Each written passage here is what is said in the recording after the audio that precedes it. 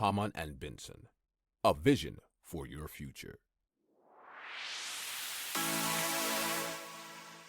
Le journal des stratèges. Boris Kalt.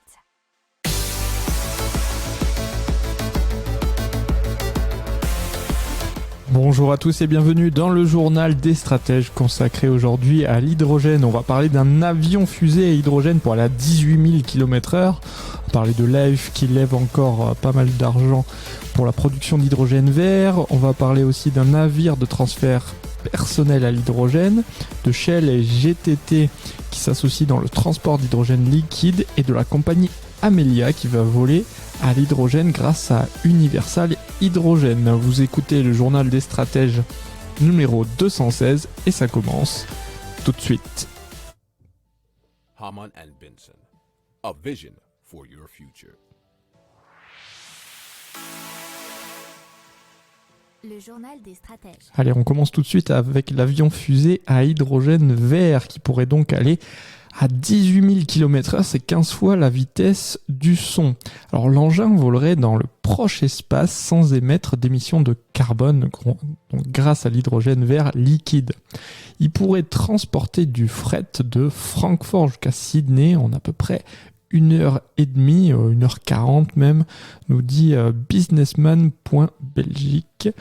Dans l'article, on apprend également qu'ils ont besoin d'un financement aux alentours de 950 millions d'euros pour devenir rentable. Pour l'instant, ils en ont obtenu 26,8 millions. Donc Destinus, avec cet argent récolté, pourra poursuivre le développement de leur moteur à hydrogène pour l'aéronautique, mais aussi pour les fusées, et tester les premiers vols supersoniques propulsés par des moteurs à hydrogène dans les 12 à prochains mois. Alors, ils ont déjà lancé des filiales à Madrid, à Toulouse, à Munich, qui sont ce qu'on appelle les hotspots européens de l'industrie. Ils ont déjà un prototype qui est de la taille d'une voiture qui s'appelle Jungfrau. Et il a volé avec succès pendant 5 minutes à moins de 150 km/h et à moins de 20 mètres d'altitude, et c'était en novembre.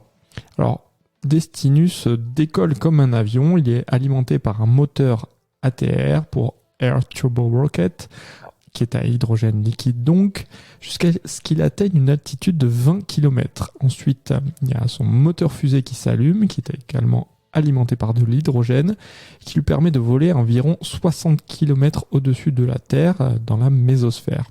Alors c'est à ce moment-là qu'il atteindrait plus de 18 000 km/h avant d'atterrir quelques dizaines de minutes plus tard à l'autre bout du monde. Alors dans un premier temps, il s'agira de transporter des marchandises urgentes et de grande valeur, à savoir des livraisons médicales ou des pièces d'infrastructure primordiales. Hamann and Benson, a vision for your future. Le journal des stratèges. Allez, on parle de la production d'hydrogène vert en France grâce à Life, qui a été créé en 2017 et qui s'était lancé donc dans la production d'industriels d'hydrogène vert.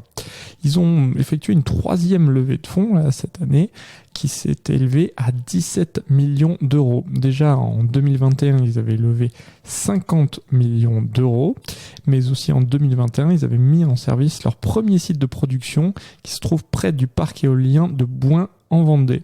Alors l'objectif de Life, c'est de faire de la France le leader de l'hydrogène vert et porter l'hydrogène à 12% du mix énergétique européen.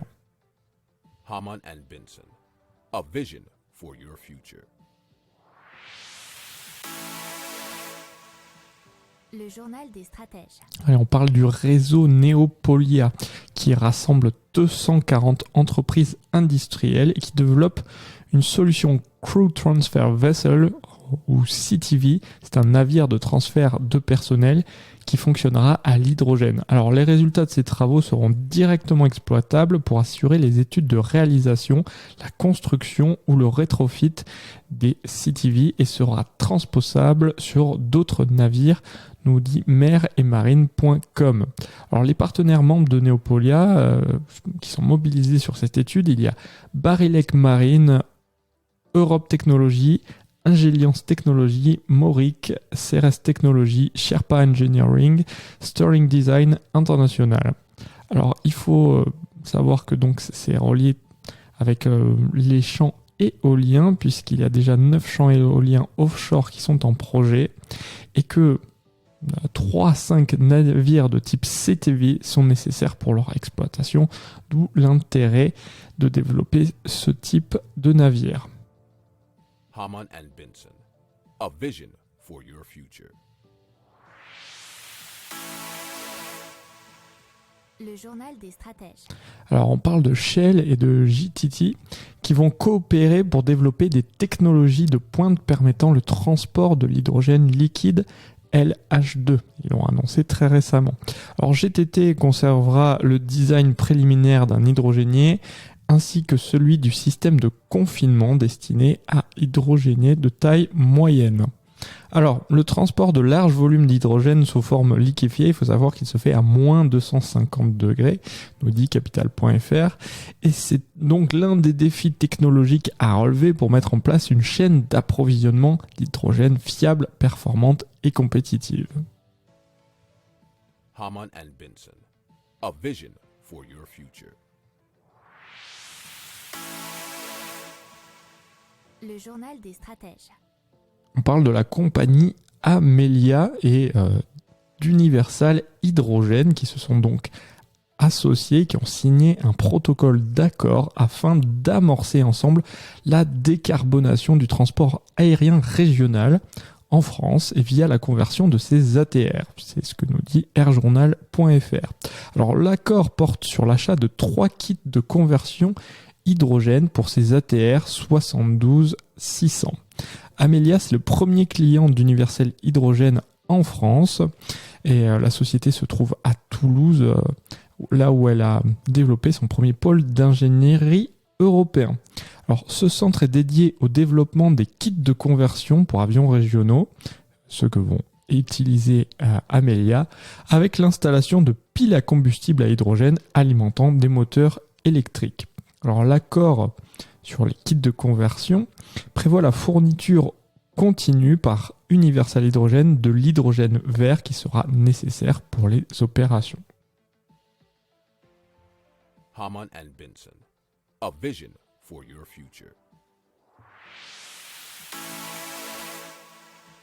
Le journal des stratèges. Voilà, c'est tout pour aujourd'hui. Je vous souhaite une excellente journée et je vous dis à demain pour plus d'informations.